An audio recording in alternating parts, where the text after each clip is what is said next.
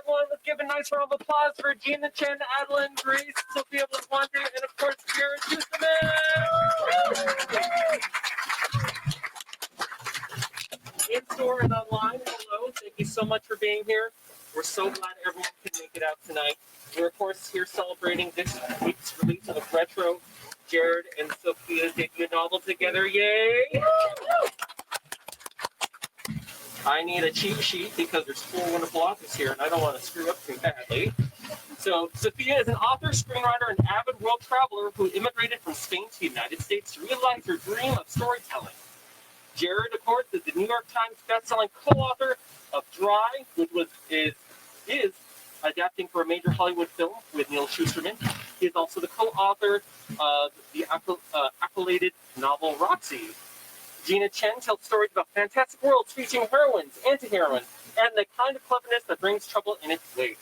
We're so happy to also have Gina's debut novel when it came out, Violet Made of Thorns. And last but not least, of course, ADALYN GRACE, who is the, you have a long New York Times bestselling author of All the Stars and Teeth, which was named 2020's biggest white fantasy by Entertainment Weekly. Woo-hoo. We can't wait for her next novel, Fox Club. Figure it out. If you have any questions, everyone who's watching virtually, don't forget to submit those so we can ask them later on in the Q&A section. I hope all of you threw up some very good questions for that as well. Otherwise, enjoy. Thank you. Yay! So how are you? How is San Diego? Amazing. We're really, can everyone hear me well? Okay. We are amazing. We are happy. We're kind of like nervous at the same time, but excited because it's publication week. So there's just been like nonstop, but super happy and feeling thankful and grateful. Any special things you did for your debut, like the last few days? Signing, drinking some wine. We drink some wine, sign more, and sign again. Yeah. And fast food. Yeah. Well, I think how we're going to do this is Gina and I are going to kind of bounce back and forth between some questions. Okay. And then we're going to open up to audience Q&A. We have some fun questions. We have some, craft questions. So we're just going to bounce around. So do you want to start, Gina? Sure. Actually, why don't you just start with what inspired it all? What inspired? I mean, this is so relevant to today's teens. Everything is on social media nowadays, and it's causing so much stress. But it's also a source of a lot of fun for them and how they express themselves. So yeah, what started Retro for you? And if you want to pitch it too. Yeah. So tell us about the book. Okay. Oh my. We're going to convince you to read this book that you bought. So it's called Retro. Imagine if there was a cyberbullying incident that happened at a high school that went really bad. And it got to the point where TikTok, we call them Limbo in our book. Limbo comes in and goes, okay, we're going to do a challenge for the school. If anybody can make it a full year without their smart technology, then you'll get the scholarship of your dreams. And everyone's like, okay, let's do this, the Retro Challenge. It's fun, people are into it, but then some students start going missing and are disappearing. And it comes down to Luna and our protagonist and her best friends to figure out what's happening and who's sabotaging this challenge, or maybe she's next. So there's a lot of lies, twists, secrets, betrayals, and some unexpected things that you will find. But we really just wanted to talk about technology and how we relate to it. This isn't like technology is bad or it's so great to be in a cave either, but really important to talk about the duality between the two and how we relate to it, because 300,000 years ago when humanity began, we had fire, and that was a huge advent. And since then, since electricity, the only thing that we've had that's been that big has been smart technology, and it happened in our lifetime. And we kind of felt like in a lot of YA literature, it hasn't been talked about. It's been included, but we wanted it to be like the subject and the center of our theme and where we go from it. Do you just agree? You agree? So we agrees? Okay, go. She agrees. Okay, so that's what it's about. That's what inspired us. Oh yeah, also in the pandemic, we were like always trying to, consume media, right? Whether it's watching a show or reading a book, and we had a troubling time sitting down and doing something dark. and we found ourselves just watching like Schitt's Creek and like Friends every day, and we realized whatever we write, at least right now, we felt an obligation to make sure uplifted, and that's why we believe in happy endings in that sense. And we wanted everyone to feel good and have fun and kind of feel like, you know, you're in a Netflix binge while you're reading, you know, the book. And that's also why we made all the chapter titles songs, which I'm sure might be a question that we will get into later. But yeah, so I'll leave it there. Stop trying to guess our question. Did I guess correctly? There's a surprise. Okay, so one thing I have a question about is, so obviously social media is a big part of our job as authors.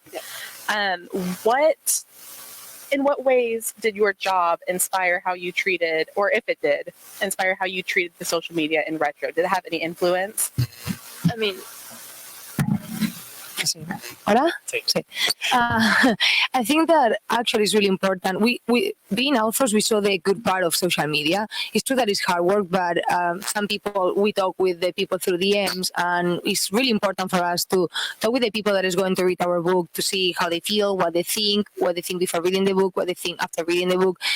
Also, I feel like some days we are destroyed, Jarrod and I, like, you have a tough day, you are editing your book, you don't sleep, and then someone, you know, is like, oh, Sophie, can't wait to read your book, and it's like, oh, okay, I will keep doing this, like, let's do it one more day. So I feel like for us it's been, I would say, almost all positive, but at the same time, we saw a lot of negative things that authors go through, because social media, and it makes you think, like, okay, definitely we need to keep writing what we are writing, like, it makes sense, because the main message of our book is like, we can't forget there's a beating heart behind every screen, like, so we need to think twice how we treat each other.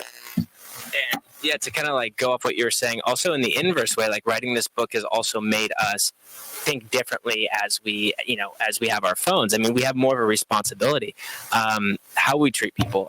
And we've been really like kind of keeping our eyes open as more people have been coming and, you know, DMing us or talking to us, and we realize there's so many sweet people out there. Like there's so many great people out there on the internet. And that was something that really opened my eyes. And then every once in a while you find your 1-star Goodreads review that makes you want to, like, more or less tells you to jump off a bridge. But apart from that, just really kind people.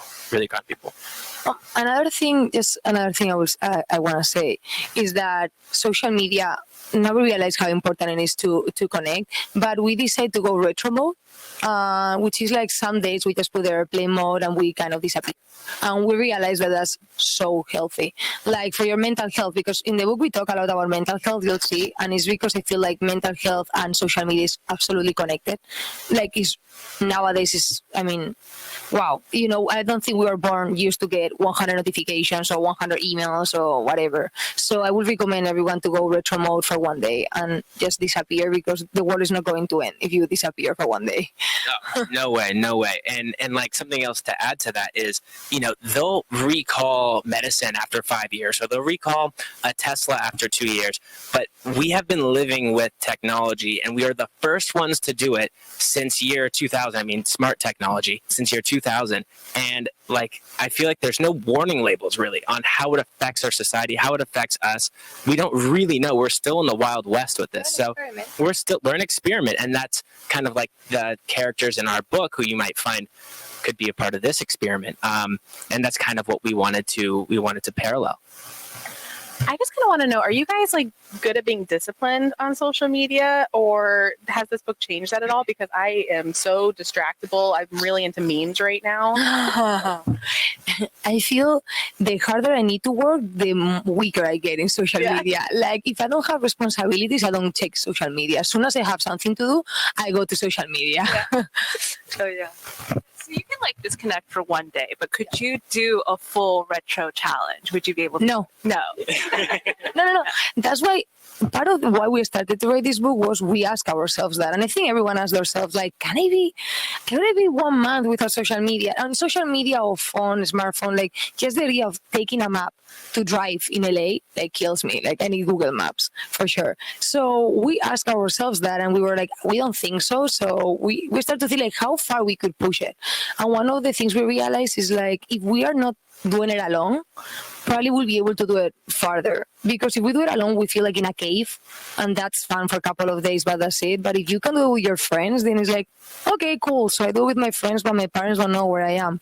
So I'm getting positive things from both ways. So I think I will be able to do one day alone, and if I'm with all my friends, maybe a week. That would be my thing. What about just off social media? Just no social media. If my book wasn't coming out, or I don't have anything important to promote, then I think I could be almost a month without social media, I would say. 1 month. All right. 1 month, yeah, let's say 1 month. Okay, so you started talking about the music a little bit. I kind of want to dive in. Oh, I just grabbed this, but now I want to hold the book to show you guys. inspired me. I'm doing it. It's like we're in a band. Yeah. All right, so there's this really cool, I've never seen this before. There's a really cool QR code for a playlist. I want to know first, whose idea was that? It was a joint idea. Yes. I think, Sophie came to me with this idea. She was like, what if every single chapter was actually a song? And I'm like, what do you mean by that? She explained, and I was like, that's awesome. Let's do it. So every single chapter title reflects kind of, maybe it's a foreshadowing or a teasing, or maybe you have to read between the lines to find out what's going on. It also fits the vibe. But then I was like, hey, what if we actually make the playlist, force our publishers to put a QR code in there, and then 100 emails. let me be clear, force them, because they were like, no, QRs aren't going to be around. Like, yes, they're staying, and they're staying. But what's really cool about it is you can scan it, and then it'll go to iTunes, it'll go to Spotify, it'll go to YouTube Music. YouTube Music, yeah, is that what they call it? Yeah, and then you can, is that what kids are calling it these days? Spotify. Go to the YouTube, and you can listen while you read, unless that really distracts you and you hate that like me, and then you can just listen to it in the car afterwards. But yeah, depends on who you are. Was it hard to figure out the music, or were these songs that you guys loved? And also, I kind of this is just my nerd brain asking questions on the fly.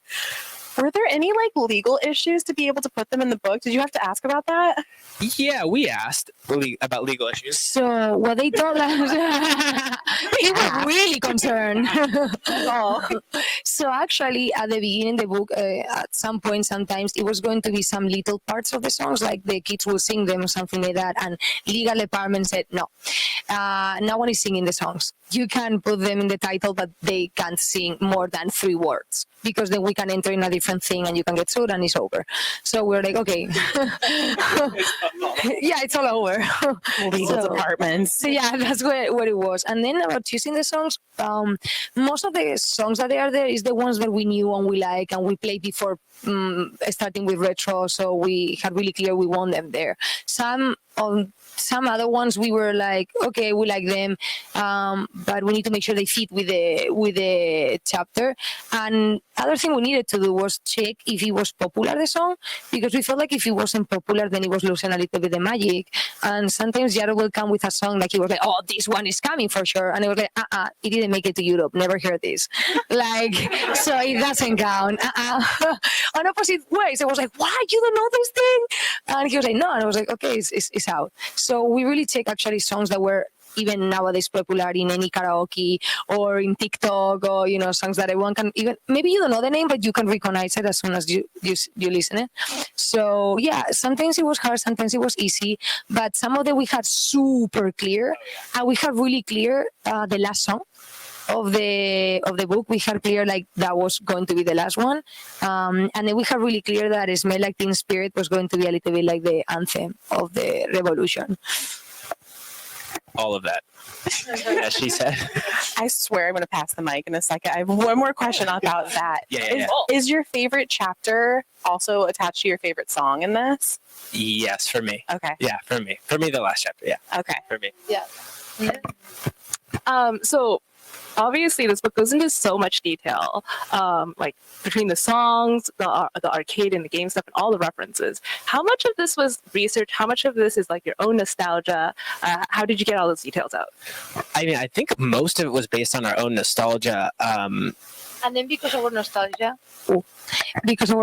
we'll go to research for pure pleasure. Like, ooh, more of this, more of that. That's true. We forgot that, but I like it. So I feel it was a mix. But we had clear we wanted to do the retro thing out of selfishness and pleasure of talking about this for 3 years.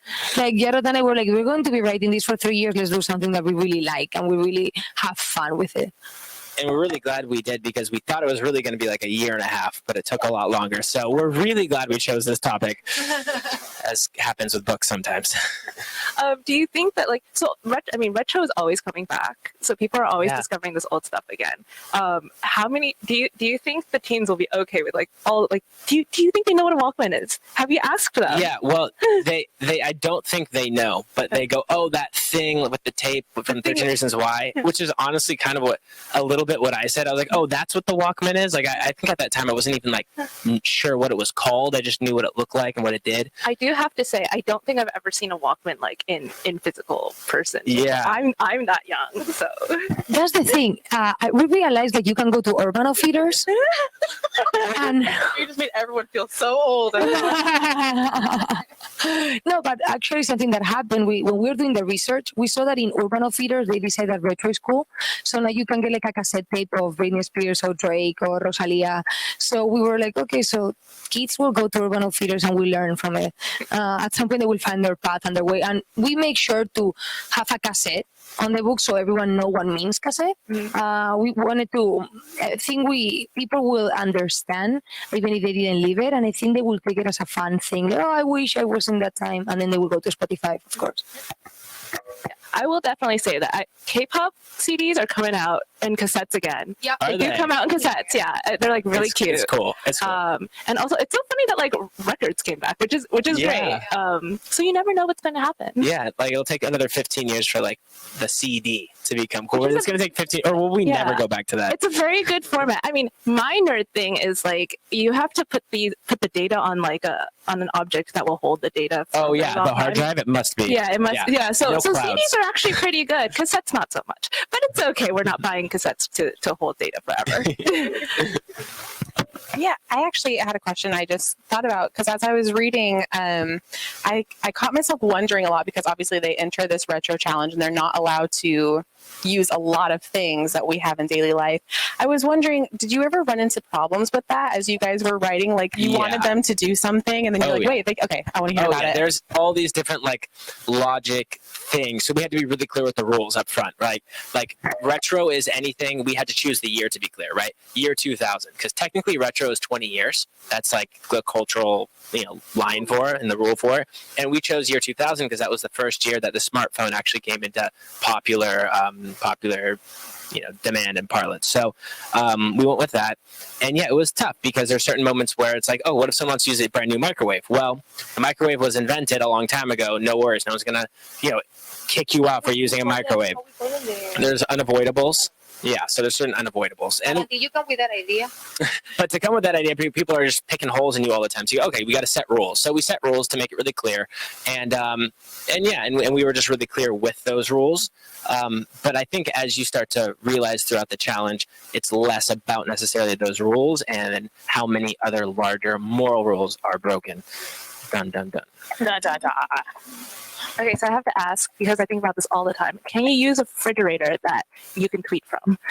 Like a smart fridge. Wait, that is real? That's real. You can tweet from a fridge? You can tweet from a Samsung refrigerator. No, wait, definitely not. Definitely not. Okay. So I'm going to give you like a heavy question. Okay, so what I really like about the book is that no character in this book is really black or white, and not even the technology is really black or white. There's, the characters make mistakes, but sometimes, like when you get to know these characters more, you understand maybe why they made them, and you want to give them a second chance. And this book is also a lot about second chances, which is great. I think you said that earlier about like you really like happy endings, and I think this is the sort of book that gives all these characters the layers they need, that makes you feel good about them. So it also covers a lot about the responsibility of people who create content for social media, the people who consume it, and the companies who give it a platform. Is there anything that didn't really make it into the book as much as you wanted it to about the subject? Something that happened is that at some point in life I was working for Google, so I know a lot of things that I couldn't put because who knows where I will end. But yeah, so it was like we will talk, Jarrod and I, like, can we put this information? And then we were like, you know what, let's control ourselves because they decide how our C is going to work and our name. So let's be careful. But some things that you will see in limbo, you will be like, oh, that's sci-fi, and you know what is not. Details, some things like that's how it is. I'm not saying it's bad. It's just we don't know what's going on there, and that's what we wanted to show a little bit on the book. But yeah, there are some specific information that we know that we couldn't put. So yeah, we wish if it's a second retro, maybe we go further. So yeah, I would say that. And then obviously you can go further and further about what is behind that person that you think you're judging because whatever social media or how they look in their social media, you can go forever. I feel like we're humans, we're way more complicated than a profile, a photo, a like, and a video. So we just had to cut it at some point there. But Beans and Jade, you will know, is some of the antagonists, and you can go further and further with them because Jade at the beginning we thought it was going to be one of the easiest characters to write, and in turn I would say the most difficult one for us because she's so three-dimensional, so complicated, and in my opinion you're feeling almost bad for her. I like her. Exactly. You like Jade? Exactly. At the beginning, you're like, "Who is this one?" And you're like, "Let's adopt her." So yeah, it was. We could have, for pleasure, we could have gone further and further, but you need to end the book at some point. Yeah, we really wanted to make our antagonistic characters three-dimensional because we think that's really important. And something that, I learned, maybe it was my dad that told me, and I thought it was a really good thought. All antagonists actually think they're the protagonists of their stories. So they're always trying to do things in the name of altruism or what they think is the right thing. And the tricky part is making sure you don't contort reality and make it seem as if you're just forcing something. Now, they really have to genuinely believe this. And that was the difficult part because you got to make them three-dimensional to believe the whole thing. So that's what we really worked on with Jade and Vince. And also at the end, we made it really clear, like, we don't want to show that any teens are inherently bad, And that was really important for us that, no, they're three-dimensional and they're all different degrees of messed up, like all of us, and gray rather than black or white. And we thought that was important. And like our protagonist, who is incredibly flawed in many ways, but then also becomes the hero of her story. So I have a craft question. Okay, so I just finished up copy edits where you are stressing over every single word because that's going to make the difference for the whole manuscript. Like, do you add the word the in this sentence? So you guys co-write. I want to know, what are the challenges of that? What are the positive angles? Do you guys foresee yourselves continuing to co-write always? Do you want to do individual projects? I'm asking you like 20 questions here. We vibe with all of it. Yeah, I really want to know about your process of how you guys write together. Yeah. Do you want to both hold these? Like, do you want to? Yeah. Okay. We're both gonna hold these. And now we are now, done. yeah. Now, now we can cut each other off. Woo! Okay. Anyway, point being, it's very easy to work with the other person. Clearly, I think it's definitely, first off, it's a joy. Writing with your life partner is such a joy because all of our successes are together. All of our, even the down parts, we're together. We're in it. Yeah, together. we were in traffic together right now for 4 hours. So Yeah. it's like we're together. So we got this. So the worst parts are better, and the better parts are even better. That's how we see it. And yeah, I would say it's very interesting writing with a co-partner, especially somebody as different as myself, because Sophie is different, comes from a different culture, different language, different sex, gender, religion, so many things that were different about us. So in order for anything to get in the book, it has to fit in the Venn diagram, of what is us. And that Venn diagram is smaller than one that I've ever seen before because we have so many differences.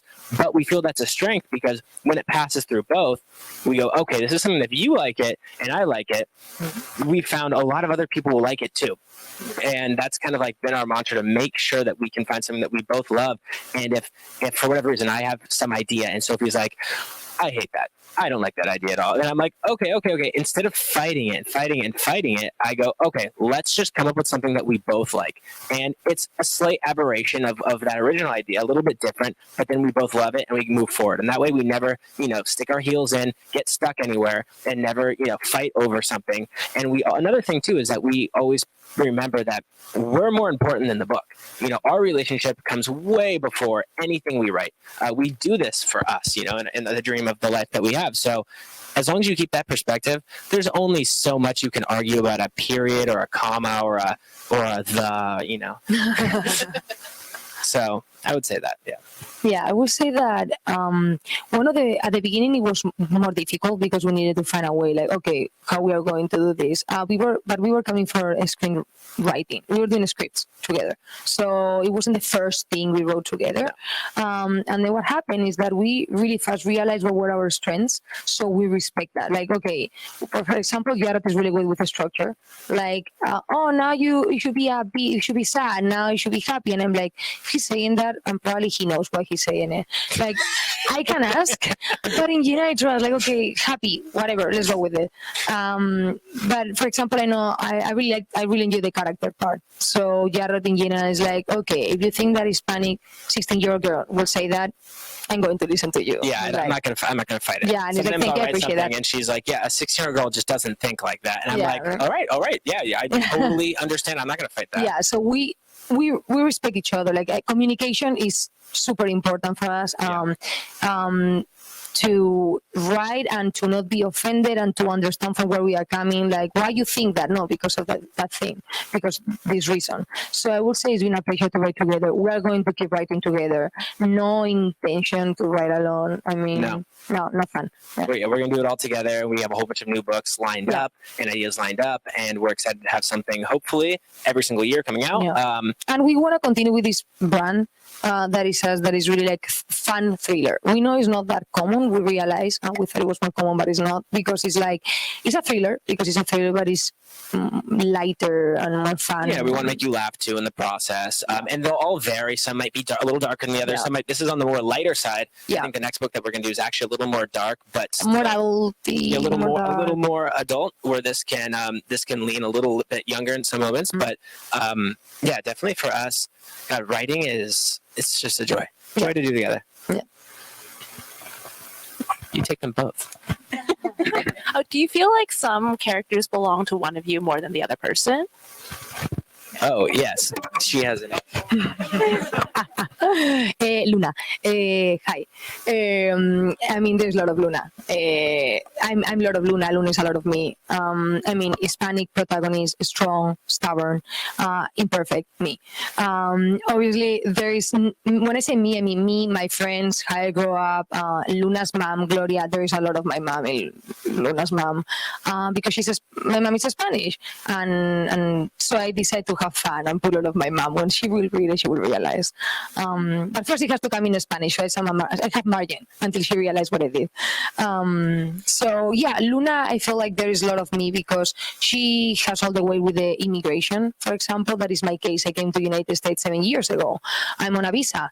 I've been getting the notification of you can be deported, and that's not nice, and I know how it feels. And I've been in that room in the airport where they put the people that doesn't have the American passport many times, like more than 10. So I know what is the weight of trying to, trying to take a weight of your family to try to make it, because the weight of your family, and you will see in retro, there is a lot of that relates to me. And then I think the way she is, like, sometimes she's, how do you say that, like, she doesn't say the correct thing in the correct moment.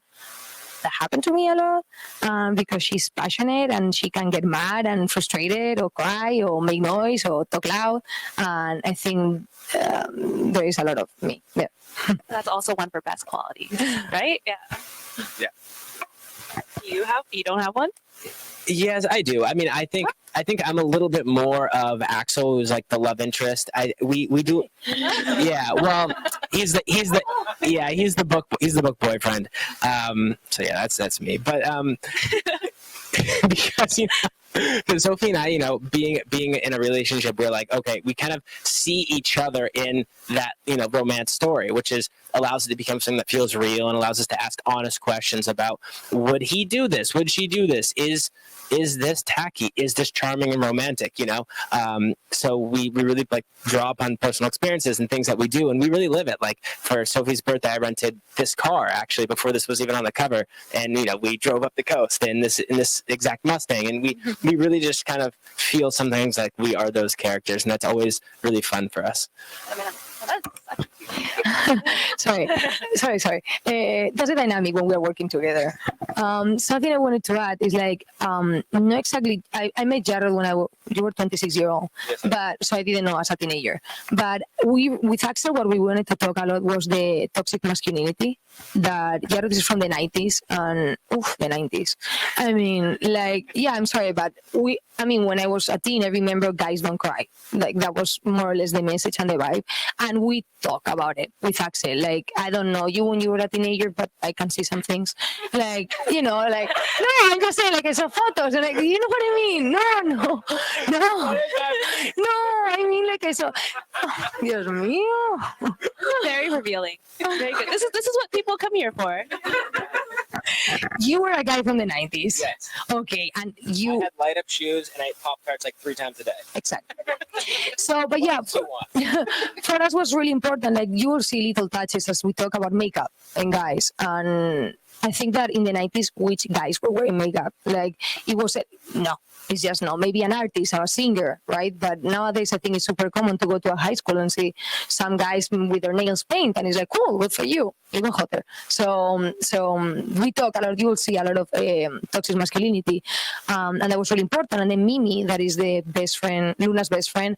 I would say there is a lot of mean Mimi too, because I think that she's really like, I don't care what people think, and no, because she's not conscious. She's in a different thing. And I think that's healthy and important. And then the way she lives her sexuality, I think is really important and a really important message. And it's not an statement. It's just like, actually, she make it simple. She make it really like, this is what it is and it should be that way. End of the conversation. So I think it's really cool. And, she has an iguana and a cat and pink hair. And she just, for me, Mimi's freedom. Like when Luna is going to explore, Mimi is like a, Lumi, like chill. So I think there's a lot of Mimi. And then Darnell, we really like Darnell because he fights. He really fights for what he believes and what he likes. And I mean, as an author, you need to be a fighter. Like for real. Like fighting in your pajamas from home, writing, but you're a fighter. The new kind of fighters that we have now. But yeah, so I feel like everyone is going to see different things in the characters. Like probably no one is just one character. You are like, I have this thing from Mimi, this thing from Kilo, this thing from Darnell. And I think that was really cool to do. Yeah, and for us, we wanted to put we had our main theme that we've discussed, but we had all of these kind of micro topics that we wanted to acknowledge, right? And we used our characters to, okay, this person's going to represent this thing we want to talk about, and then that can be their, the thing that they're working to either, fix that they have an issue with, or something that they, that they take their weakness and turn into a strength, Yeah, Vince, like for example, there's a character who has, deals with No spoilers. There's a character who has, I used to wrestle, and there's a lot of people who have, on my wrestling team, who had an unhealthy relationship necessarily with their body. So there's a lot of that talk that you don't get, especially in a male perspective. So we took these kind of views that we thought were unique and put them onto each of our characters, and we had a lot of fun with it, and we hope that it's a meaningful, aspect of the read. No, go. Okay. Questions? Do we have questions from the audience or online? You can shout. Nick. Hola. Hello.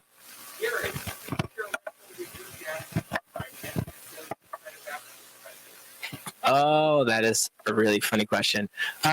We actually, because I wrote with my dad for so long. He was my mentor, writing, and I learned so much. This is the time me and Sophie were like, you know what, I'm going to write this, and I'm going to show it to him afterwards, And so we did. 1 week before. Yeah, we showed it to him like a week before the last draft, and we did. And then he had all these really great notes, and we're like, oh shoot, we have 1 week, and these are like some really good thoughts, but we think that was really nice because we wrote our story, and then we were able to get these like invaluable notes, and it was so helpful. So I think that's how we'll continue to do it. Maybe we'll ask him a little earlier for his thoughts because he's got some just great thoughts that come out of that guy's head.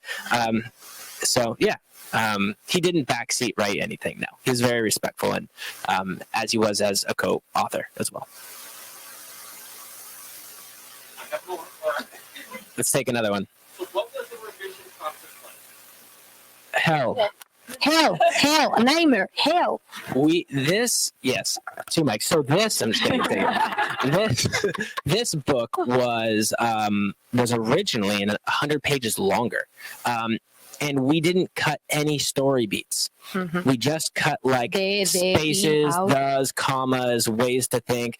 So that's maybe why it paces pretty quickly, you know, because there's a lot in there. And it was really difficult because last summer we had to just cut through 25% of our book, and that's one of the difficult things in publishing too. There's an expectation on how long your book should be, for better and worse.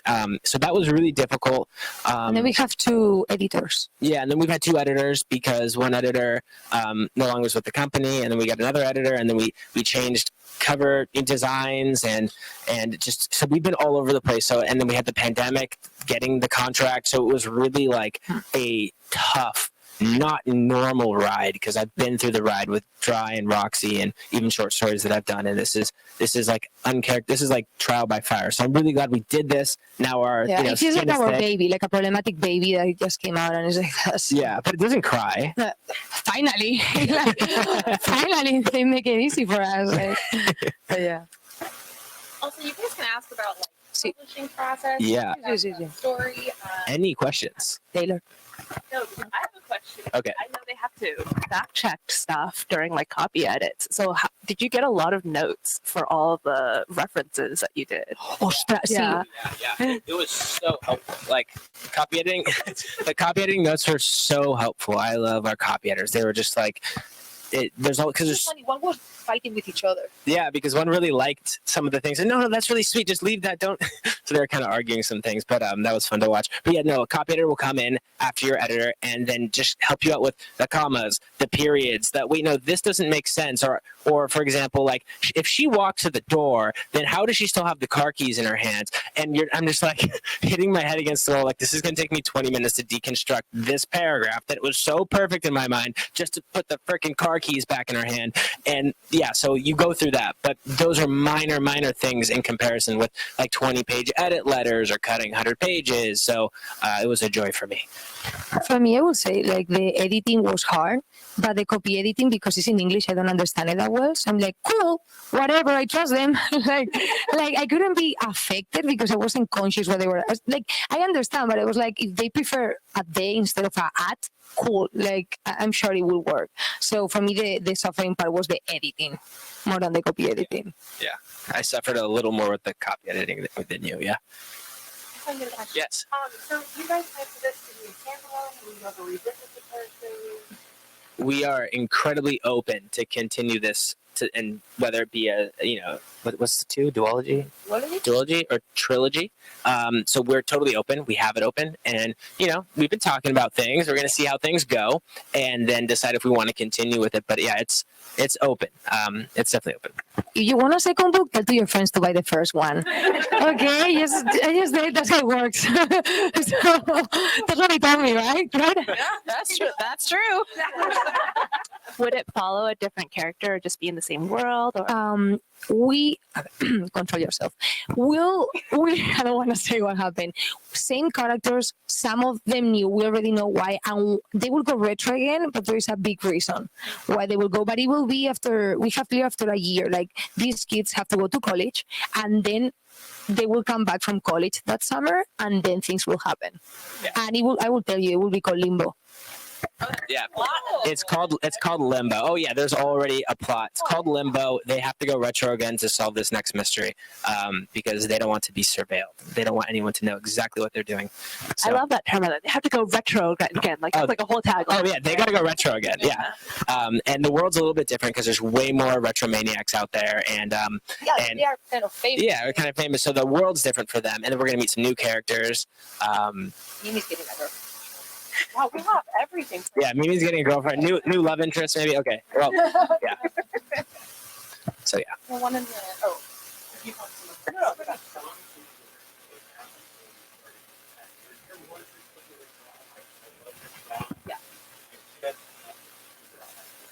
Oh, that's a great question. The main problem was like some of the songs we put the rule at the 2000s, and I was like, I want this song, and then I read 2001. I was like, oh, 1 year. Why you didn't publish 1 year before?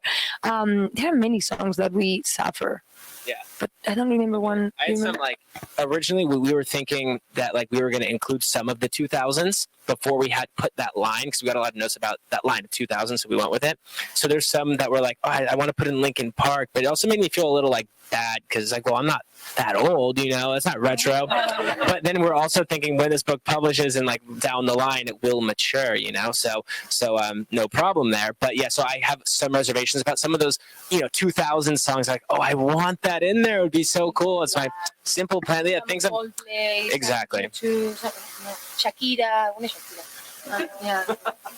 The thing, for example, you take Shakira, and she has songs in the 1998, but she hit #1 everything around the world a week ago. So if you tell to people, no, Shakira is retro, it's like, no, she just divorced and she's killing it right now.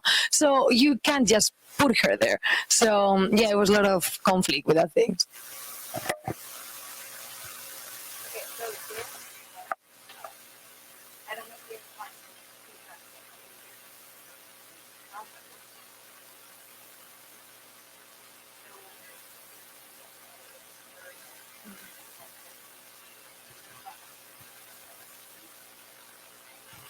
Oh yeah, we've gotten a lot of feedback from teachers who are just like in love with it. We're going to make our kids go retro, and everyone's having fun with that, you know. And we've gotten a lot of great responses from teens as well, because a book is really for like a 16, 17-year-old. It's like right there for them. That's like really the target audience. So we've gotten our best responses from those too, I would say. I mean, I think that Verna is new. The book, so some people is buying the book not knowing exactly what to expect, because you need to, these publishers have boxes, no? So they tell you what it is, and you need to choose thriller, adventure, or action, or whatever, sci-fi. But the truth is, like, retro is a mix. So unfortunately, sometimes maybe people can buy retro thinking it's a super dark thriller, and even if you say fun, no dark, fun thriller, they will be like, oh, I was expecting 10 times more blood, and it's like, we try our best with that cover, like, You're gonna be disappointed. Like a lot of blood, and yeah, like that's nothing, like exactly, like like the cover didn't shout blood. yeah, there's no blood on the cover. Yeah. There's fire. Yeah, and actually, like the publishers make sure, like that's why they did all these colors, right? Like so people is like, hey, yes, so you know, like it's not the darkest one. So I think the people that is buying the book just wanting to have fun, they are having lots of fun. But yeah, if you're looking for something super dark, probably it will not be your favorite book. But yeah, people is liking it. We love to hear all you. Like when people DM us, we're like, I'm so happy. So we love to hear what you think. Have you ever thought about would allow TV series and like who you would cast in this? Oh, we're so open to that. As I mean, we were like thinking, because we come from screenwriting, we were thinking of the TV show as we wrote it. So the way that we write is pretty cinematic for that reason. So we write in a way that is just visual. Like I'm like kind of directing things in my head while we're writing. But when we had really clear the idea of retro, we send it to our managers and agents in Hollywood. That's something technically you shouldn't. We sent it to them really early, like really just early. a couple of And years. something that happened, the idea of the book started a long time ago. And for Luna, I had really clear Jenna Ortega. I was like, Jenna Ortega. Years People ago. didn't know that much. Was Jenna Ortega. And then one day I read, Jenna Ortega will do the new TV show with Tim Burton. I was like, se acabó. Like, this is not happening. Like, the budget just went too high. For Jenna Ortega, impossible. And then when Wednesday came, I was like, goodbye, Jenna dreams. But at some point when I was writing Luna, I was like, Jenna will do this scene. So we needed to retake in our brain. But yeah, we thought sometimes in some characters. But I'm glad you asked that. Yeah. Yes. I still believe Jenna can happen. Yeah, let's put a candle and try to bring her. She's not a mosquito. No, she's Wednesday.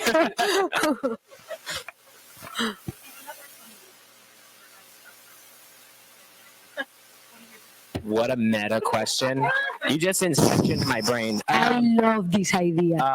That's crazy. Yeah? Yeah. Yeah. Yeah. We're doing it. Thank Yeah. you. Thank you for that. Thank you. I think it would be so fun. Yeah. I mean, we just learned today the fridge with the Twitter. Imagine what is the future. Oh yeah, Right. your fridge will be way smarter than you. Exactly. What do you think is going to be retro in 20 years? Like, what's going to like disappear like Us. oh no. Will be retro for sure. I think someday cell phones, the concept of a cell phone, will be retro in like 20 years. Yeah, we'll have a microchip or I'm not going to say that. Yeah, I think it'll be replaced with something that's just intangible, like a contacts or I don't know. What do you think? No. Oh, but you know what this reminded me of? One of my favorite items in your book was the little Casio G watch. Oh yeah. People remember that. That was so cool. No. Actually, we put that Casio because I thought at some point I'm getting one. Like I thought, I love that Casio, and I was like, yes, for pleasure, I'm going to write it. So then when I have one, it will look cool. Like the author wrote the watch, but I'm like, no, I just That's like why you it. put that in. No. I don't think cars are retro. Vale. I would like Yeah. Well, no, I would like to like fly in a little hover car, and I've often wondered why that isn't possible because like How you wanna go to your signings? Tell us. What if we just like filled? I know this is not going to work, but like magnets repel each other. So if we just like filled the road with magnets and our little hover cars with the opposite magnet, and then we're just like, like above the I road. think they've tried to do this since they made the Jetsons. Like as far That's, as that's fair. we tried to do this. Okay, well, you just I'm crushed sorry. my dreams. Okay. You can still do this in Roller Coaster Tycoon. Okay, you can build your little. Have fun. There's lots of things I think would be video so cool. Well, okay, yeah. Yeah. And then do we have time for more questions? We're good. Okay. You had one for computer, right?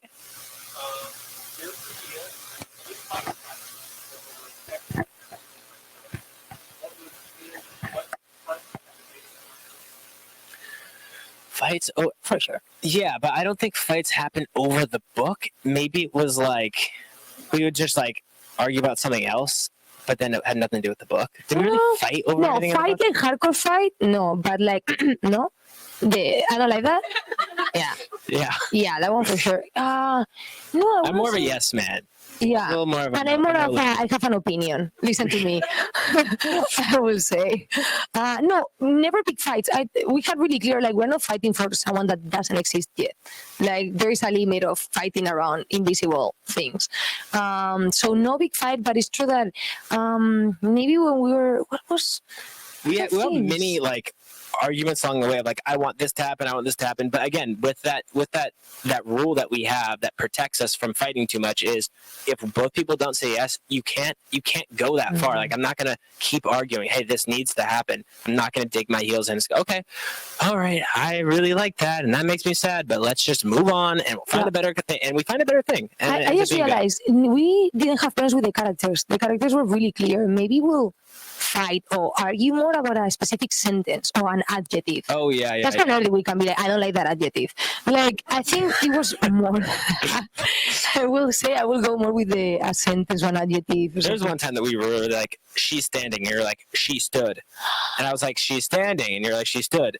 And that went on for way too long. But again, it can That go. was one moment. That was a moment, but at some point it's like, you can't go hardcore. You can't fight. It's just you get annoying. Like, no, I'm not. Like it's not that real problem. Yeah, I can't go that deep. Yeah. The copy editor can win that one. Okay. Yeah, exactly. DJ? I was going to say, like, go off with your It's terrifying. there's this book I read.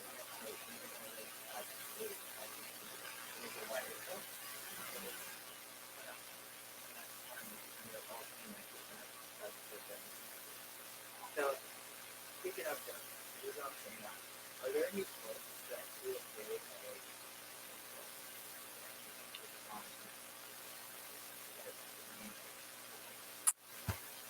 In that vein. Yeah.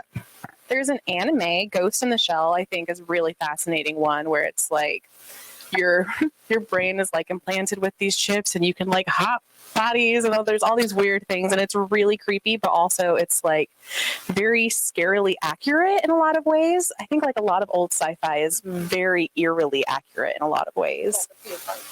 Yeah, my dad. Yeah, I mean, I grew up with like people getting like the bedtime stories were like this person gets unwound and then this person gets gleaned.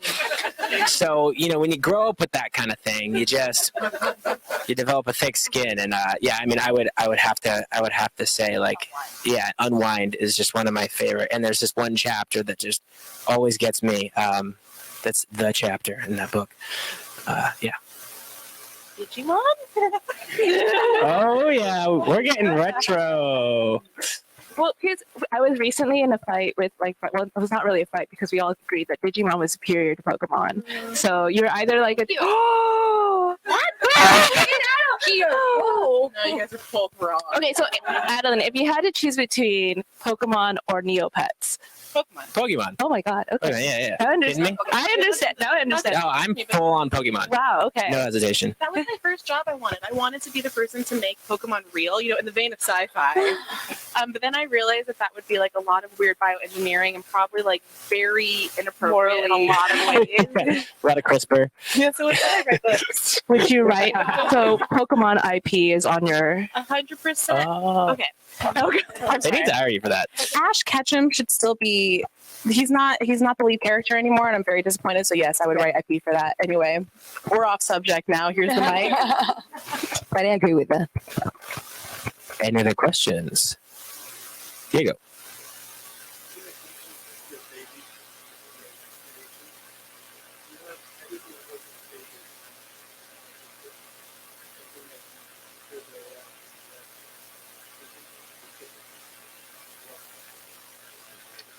First, that is done, and it can't be edited again. Like, I'm traumatized still. So, I love that it's done, and then the happy vibe. I'm what? Yeah, right? What? No, I like your answer a lot. Because it's so true. Okay. The happy vibe. Like, I'm glad that even through everything we went through, we never give up to continue to make it happy, because sometimes we were like, afraid, like, should we go more thriller and darker? Because some people is going to feel maybe like, I don't know how to say it, like they were expecting a different thing, and maybe it's more difficult to sell. Even our editor, we needed to explain her sometimes what we were doing. Like, is this that crazy? Like, but then we were like, you know what? Let's continue with our idea, with the way we want to do it, and we can say that we did the book we wanted to do. Yeah, we did. We see it, and it's like, this is what I wanted to do. Maybe it's weird, maybe it's different, maybe it's not the most beautiful baby, the perfect one. I don't know, but it's my baby, and I like it. So yeah. I second everything that you just said. All right, everyone, thank you so much. Thank you so much for being here. We're going to go ahead and cut it out. This is going to be the signing portion of the in-store event. Thank you again. Don't forget, you can do your orders online and get your signed copies of Retro. There, do it. After. And thank you everyone for being here. We'll start the line very shortly. All right. Yeah.